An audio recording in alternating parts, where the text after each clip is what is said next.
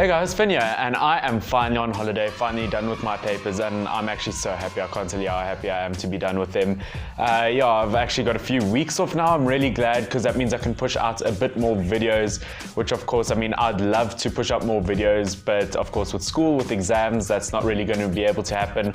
And I can't wait till next year when I actually get a chance to upload almost every day. And I'm super excited. This is going to be Premier League Match Week 3 predictions.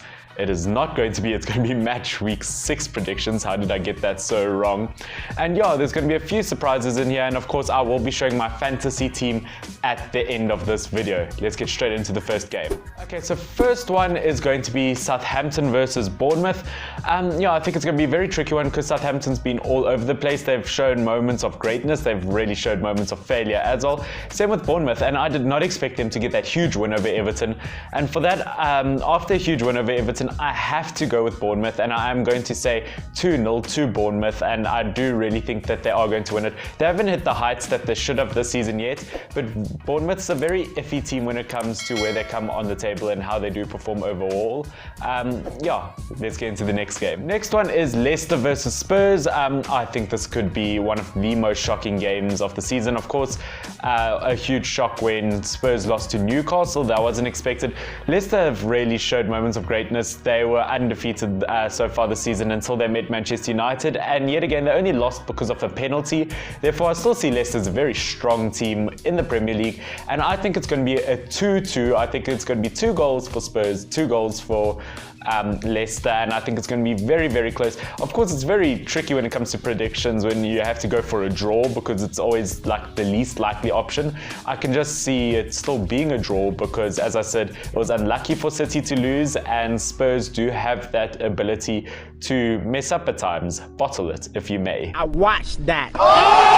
Next one is Burnley versus Norwich. Now, Norwich, thank you so much for finally just putting City down. I know lots of people are super happy about that, but I don't think the football world's as happy about that because it does mean that Liverpool get a bit of a gap. They could still bottle it. It's still way early in the season. But that was one of the most shocking results in the Premier League in a very long time. 3-2 to Norwich over City.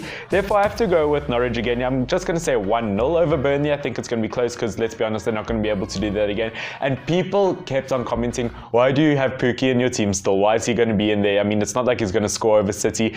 And guys, the funniest thing is I was looking at a Facebook group, right?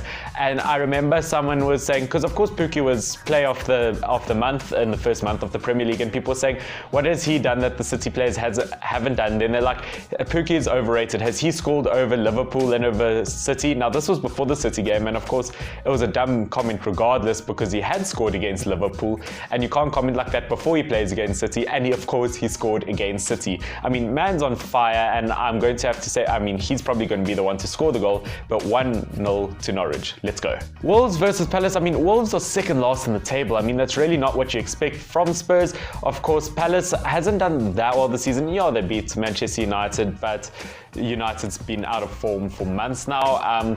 But I have to say, I'm going to have to go with the 2-1 to Wolves. I think eventually they have to pick up the first one. They haven't gotten their first win yet. I think they've gotten 2 losses and 3 draws.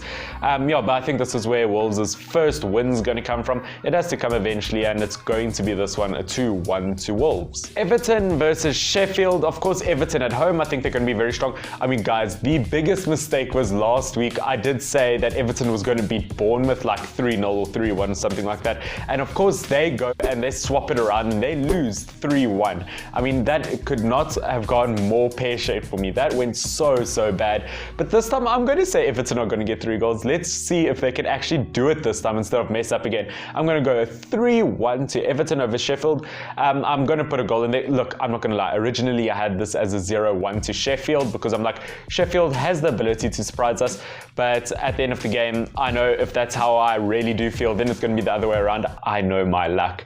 I'm going to say 3-1 to Everton. City versus Watford. Now, City really do have to bounce back and really do have to start performing now that they have, because they've drawn and lost the game so early in the season, and it's really not like the current City that we do know.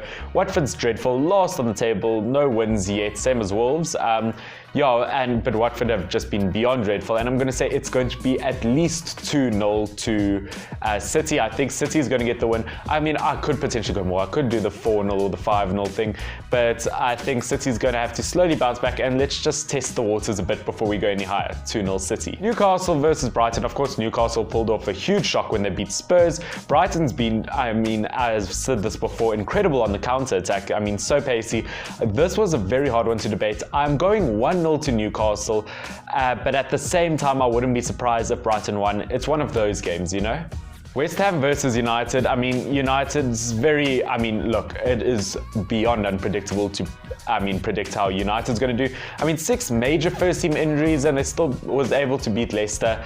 I'm not sure who's going to be back for this game. Maybe Martial will be back. It looks like he possibly could. West Ham, I really do see too many holes in their defense. At the same time, their attack's not looking too bad. Their midfield's not looking too bad. But I am going to go with a 2-0 to United. I know, it's a bit over the top. Maybe I could go for a 1-0 for United, but I really do see them possibly just starting to pick up on form here. Okay. Arsenal versus Villa. Of course, Arsenal just had to show off. Well done, Gunduzi. 2-1, and then it goes 2-2, and you guys draw to Watford, the most dreadful team at the moment in the Premier League. Oh, hi. Thanks for checking in. I'm still a piece of garbage. Just horrible. Villa looking very strong at times. Of course, they did draw to West Ham, who hasn't been looking that strong so far this season. But at the end of the day, I am going to go 2-1 Arsenal. I think it's going to be very close. I think Arsenal are just going to be able to pull ahead of this Villa team, although Villa could also pull it out of the hat. Chelsea versus Liverpool. Now, this is going to be the game of the week. I can only see great things happening. Of course, I mean, Tammy Abraham's looking so strong. Mount is looking so strong. Liverpool's looking very strong. I mean, they've just pulled ahead by 5 points down the Premier League. I think they're just looking so untouchable. And I know this is going to sound like a really crazy result considering the huge win that Chelsea just got, how well the players are starting to do now. But I think they're going to be sat back down on their places, and I think Liverpool's going to get a 3-0. I can really just see it strongly dominating, and I can't see this current Chelsea team dominating a huge team like Liverpool so early in the season. Okay guys, now before we get into the fantasy team of the week, I do want to say I just posted a video about the best Zlatan Ibrahimovic goals and the funny jokes and comments that he had said, and I had so much fun making the video, and it's gotten crazy support from you guys. So yeah, if you guys want to see it, go check that out. I'll put it in the description below. Let's get into the fantasy team. Okay, so of course, lots of players are still going to stay in the team. My starting goalkeeper is David De Gea. Of course, he got a clean sheet last season, and if I do stick with my 2-0 win over West Ham, then I can see it staying David De Gea in goal, getting some more points there. Defense, we got Aaron Wan-Bissaka, just because he always pulls in points, always looking very strong at that right wing, at that right back side. I have to put him in there. I think he's going to hold down the West Ham defense. Virgil van Dijk, I mean, once again, as I say every week, Virgil van Dijk's just going to get points, and for Liverpool, he's probably the most reliable to get points on that team. Toby Alderweireld is the Spurs player I've put in there. I've swapped Danny Rose for him just because I do see Alderweireld, because let's be honest, he's most likely going to start, because when it comes to Vertonghen, I mean, Sanchez can sometimes play over him, but Alderweireld, I can see him being a very strong, stable option, and I've put him there just in case Spurs do end up beating Leicester. My last defender is Digne, yes, from Everton. I mean, man just stacks up points. He's going to be a strong component for my points when it comes to Everton. I struggled. I had to get rid of some big players, which you'll see later on, in order to be able to get him in the team, but I really do see him as a very reliable source of points in this team. Okay, first midfielder, Kevin De Bruyne. Yes, City didn't perform well last season, but I can still see De Bruyne gaining points for City if they do pick up form, along with the next midfielder, which is Sterling. Still my captain, still going to get points, I believe. Those two, I'm just not going to take them out of my team, because I think Sterling's probably going to be the one to score a goal in the next game, and De Bruyne is probably going to get the assist. Next midfielder is Maddison. Yes, I'm keeping him in my team. Because I think he'll play a crucial part if they do end up drawing or winning against Spurs. And my last midfielder is Ruben Neves. He's a new one in the team. Once again, if Wolves get points, I think he's going to be a crucial player. He's been one of their best players so far this season, although the whole team as a total hasn't done that well. I just see Ruben Neves getting the Wolves points for the team, and I just wanted a Wolves player in there just in case that they do end up getting points, and as I've said, it's probably going to be him to get them.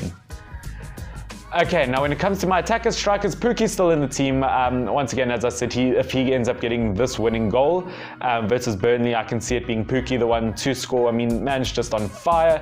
Player of the season, of the month last month. And yeah, as I said, well done to him for really just showing the Premier League that he could do it in this league. And the next striker, my final one in the starting 11 is, I can't pronounce his name, but yes, this striker from Newcastle. I mean, as I said, if Newcastle end up just pulling away with the win, I mean, he's looking pretty promising for his early days at Newcastle. I mean, he could definitely get the goal. And as I said, I'm just trying to get some more diversity in this team in terms of players from different teams. And I think he could be the one to bring in points for Newcastle. Tell me what you guys think about that.